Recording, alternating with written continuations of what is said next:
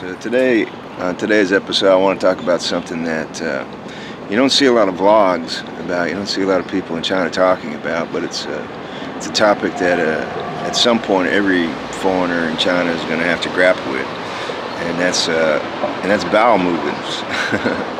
And I don't mean the kind of excrement that comes out of your mouth. I do mean the kind that comes out of your anus.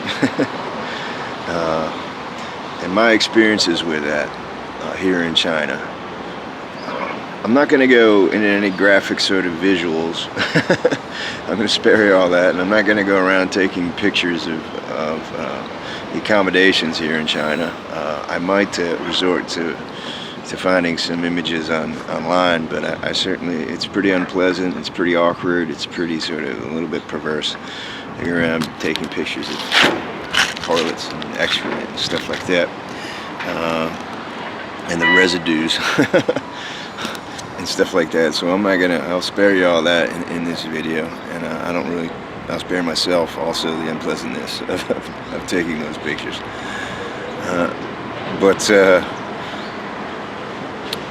But my experience with bowel movements is this. When I first came to China, I had a rude awakening when I first got to China. I had a flight into Shanghai, into PBG, Pudong airport, and everything was kind of normal there. You had your Western toilets there, and you had toilet paper and everything. And then I got on my connecting flight to Jiangxi province, and when I got off there, I had to go to the bathroom, right? And so I went into the bathroom, and I had to take the number 2, and there it was, the first time I ever saw a squatter in China. And the first time I realized I was totally unprepared for that, and I had no toilet paper. So here I was in my first meeting with my employers here in China, and I felt very uncomfortable, to say the least. After that, I suffered from diarrhea, almost year after year. I would say the most common cause of that was definitely eating like street food and eating out, eating in the cafeterias, anything like that. And it was just devastating sometimes, that you'll hear the term explosive diarrhea, and, they're not kidding. The other foreigners who use that term, they're not kidding.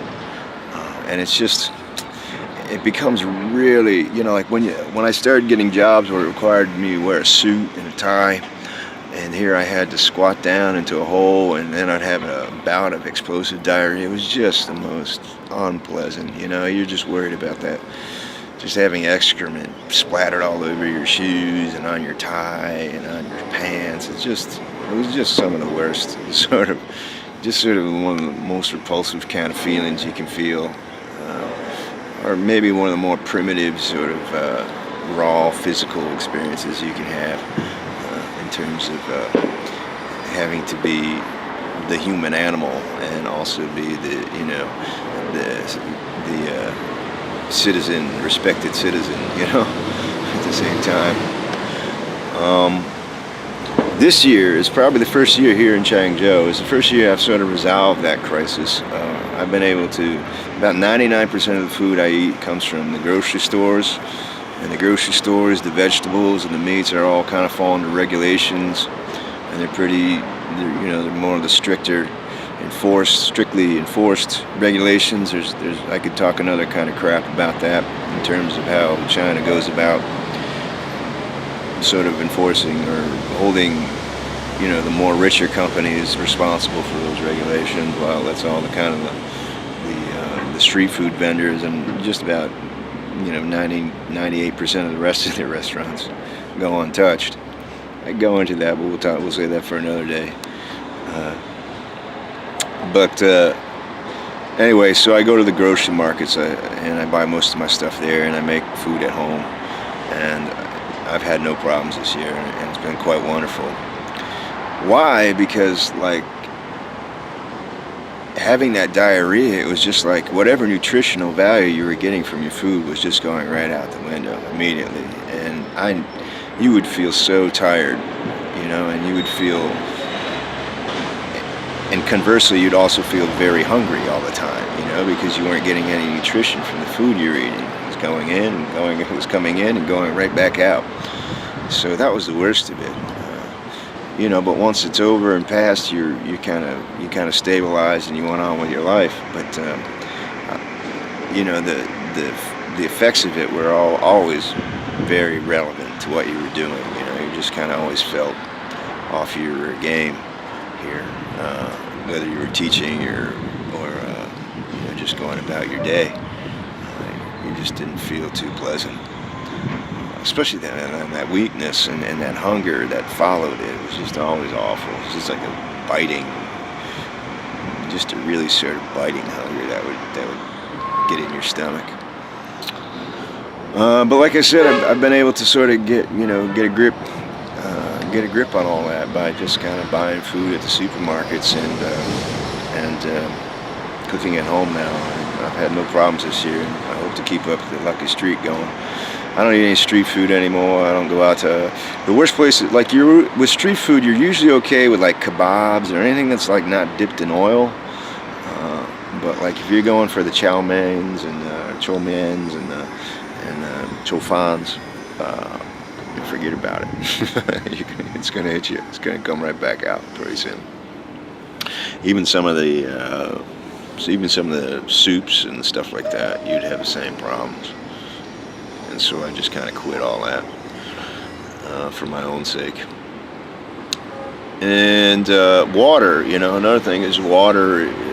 If you're gonna consume water here, the best way to go about that is to buy bottled water to drink, and buy the water coolers. You've seen those in my other videos. The water coolers, buy that for ever cooking or teas or anything like that, or any sort of food, any sort of water you're going to use in food. I do use tap water for showering. I use tap water for I even like cooking pasta sometimes, and I've had no trouble. So things have probably improved in that area also. You see a lot more water treatment plants in China these days, and somewhat that depends on how developed the city is you're living in.